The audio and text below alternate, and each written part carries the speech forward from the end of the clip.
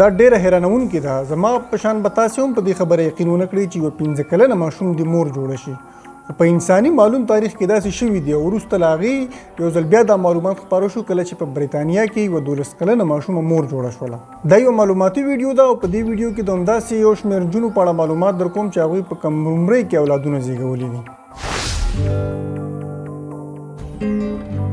سلامونه او درنښت مې ومنئ. زه یم رحمت دیوان او تاسې ګورئ دیوان سپیکس. د نړۍ په انساني تاریخ کې هغه څه چې حقیقت لري او په تاریخ باندې راغلي دي په هغې کې یوه دا هم ډېره زیاته جالبه پیښه ده چې یوې 15 کلنې ماشومې اولاد زیږولی و. دغه اولاد یې 40 کاله عمر کړی و، تر 40 کاله وروسته مړ شوی و. دا ناشنا او نه منونکې پیښه په 1939 کال کې شوې ده او دغه کوچنۍ 15 کلنې ماشومې یوه ناروغي هم لرله چې په دې ویډیو کې په اړه خبرې کوو. دغه نجلۍ لینا میډینا نومېدله چې په 1933 کال کې زیږېدلې وه. ډاکټران د هغې په اړه وایي چې هغې د پروکوشس پوبرټي په نوم یوه ناروغي لرله.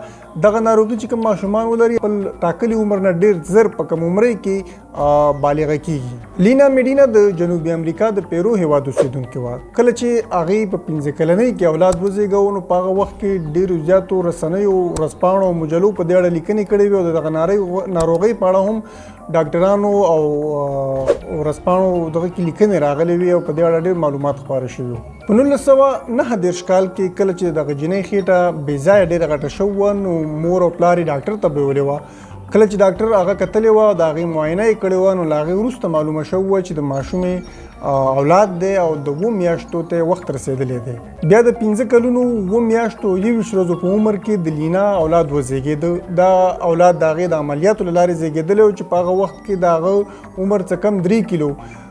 تر 10 کلنۍ پورې دغه ماشوم ته دا ویل کېدل چې لینا د هغې مشره خور ده، خو له 10 کلنۍ وروسته دغه ماشوم چې جیراردو نوم پرېښودل شوی و هغه ته معلومات وشو چې لینا یې په اصل کې خور نه بلکې مور ده. جیراردو بیا 40 کاله عمر وکړ او په 1979 کال کې د هډوکو د یوې ناروغۍ له وجې مړ شو.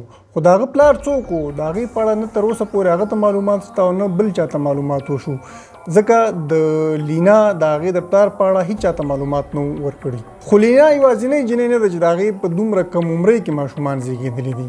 د هغې ماشوم که څه هم 15 کاله 7 میاشتو کې زیږېدلی و خو له هغې وروسته 2 نورې داسې نجونې هم شته دی چې د هغوی اولادونه په 6 کلنۍ کې زیږېدلي وو. په دغه جینکو کې یوه جنۍ د برټش انډیا یا د اوسني هند اوسېدونکې وه خو د هغې د نوم په اړه هم تر اوسه پورې معلومات نشته ځکه د نوم په اړه یوازې اچ د انګلیسي اچ توری لیکل شوی دی. هغې په 6 کلنۍ کې اولاد زیږولی و او د هغې د اولاد پلار څوک و د هغې په اړه هم معلومات نشته دی. دا پیښه بیا په 1932 کال کې د جون په 7 نیټه شوې وه. د دغې جنۍ په اړه ډېر معلومات نشته دی خو دا په ډیلي کې اوسېدله او ویل کېدل چې په خېټه باندې ډېر زیات درد و. کله چې مور او پلار روغتون ته وړې وه نو په روغتون کې معلومه شوې وه چې اولاد لري. د دې چې کله اولاد وشو د 9 میاشتو پورې خپل اولاد ته شیدې هم ورکړې وې خو د دغه اولاد پلار یې نامعلومه دی. بله 6 کلنه جنۍ الیزابت پینټوا نومېده چې د پخواني د شوروي اتحاد د برخې هیواد چې اوس د یوکراین په نوم یادېږي په دغه هیواد کې اوسېدله. هغې په 1934 کال کې اولاد زیږولی و. د دغه جنۍ په اړه ویل کېږي چې په 15 کلنۍ کې پرې خپل نیکه تېری کړی و. بیا د هغې نه دا امیدواره شوه په 6 کلنۍ کې اولاد وزېږوه. د هغې مور او پلار نه غوښتل چې د هغې د اولاد وشي ځکه د هغې ژوند ته ډېر زیات خطر پیښېده خو هغې جنۍ بیا هم دغه اولاد وزېږاوه چې د پیدا کېدو پر مهال باندې دغه اولاد تقریبا 3 کیلو شاوخوا و خو هغه د پیدا کېدو سره مړ شو او ژوند یې ونه کولی شو. دا هغه 3 ډېرې کم عمره نجونې دي چې په انساني تاریخ کې معلومات شته دی چې دوی په ډېرې کم عمرۍ کې اولادونه زیږولي وو.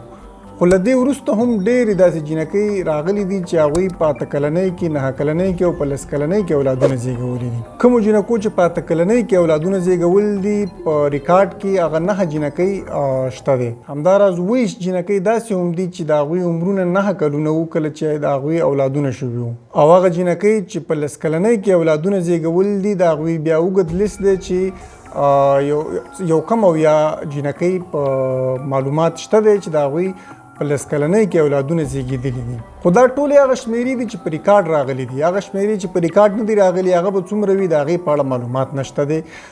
په 10 کلنۍ کې چې کومو نجونو اولادونه زیږول دي په هغې کې ډېر زیات شمېر بیا د امریکا دی او نور بیا د نړۍ د مختلفو هیوادونو څخه دي. دا ویډیو یوازې او یوازې ستاسو د معلوماتو لپاره جوړه شوې وه. په دې هیله چې خوښه مو شي خپلې تبصرې را سره شریکې کړئ او دا ویډیو هم له ملګرو سره شریکې کړئ.